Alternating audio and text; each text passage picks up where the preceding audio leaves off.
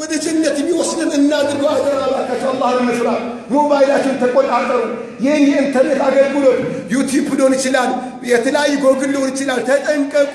በላ ሙሲባ ቤታችን ገብቷል። በላ ሙሲባ በኪስህ ገብቷል።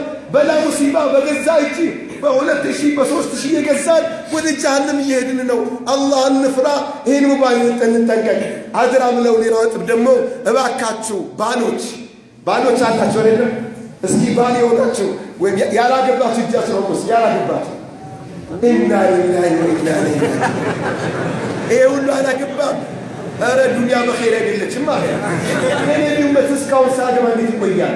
ረሱል ሰለላሁ ዐለይሂ ወሰለም ወጣት ሆይ ቶሎ አግባ ነው ያሉት። ለምን ወጣት ካላገባ በላው ብዙ ነው፣ ሙሲባው ብዙ ነው።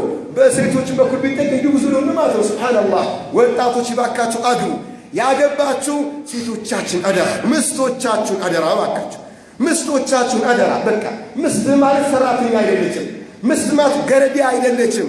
ምስት ማለት ምን ማለት የተከበረች ምርጥ የአኺራ እህት ነች። ውደዳት፣ አፍቅራት፣ ተንከባከባት።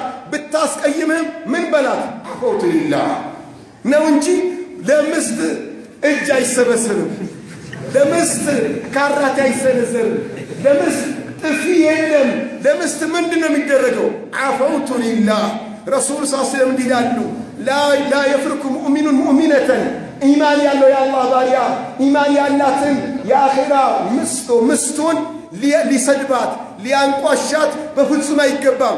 እንከሪሀ ሚንሃ ኹሉቀን ረዲየ ሚንሃ ኹሉቀን አኸር። በሆነ ጸባይዋ ቢጠላት ደስ የሚያሰኝ ሌላ ጸባይ አላት። ደስ የሚያሰኝ ጸባይዋን እያሰብ የሚያስጠላውን ዋጥ አድርገው ሰብር አድርግ ቻላት ይላል ነብዩ ሰለላሁ ዐለይሂ ወሰለም። ወንዶች አላህ ሰብር ይስጠን። አሜን። ምስቶቻችን ምን ችል አላህ አድርገን።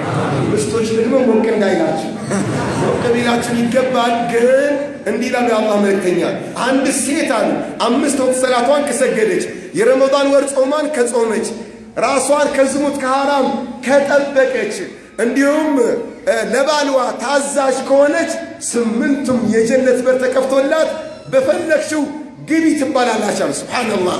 ይሄ አያስቀናም? ወንዶችን ራሱ ምናነስ ምስት በኩኝ ያስብላል።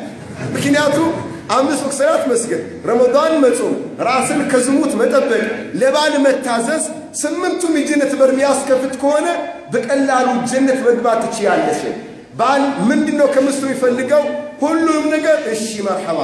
ዱዓ ሲያደርጉ ዑለማዎች አባቶች ሚላሉ አንዴ ስትጠራ 1000 ጊዜ አቤት ብትለዋል አላህ ጀባ ይበል ይላል። ኤማት ምን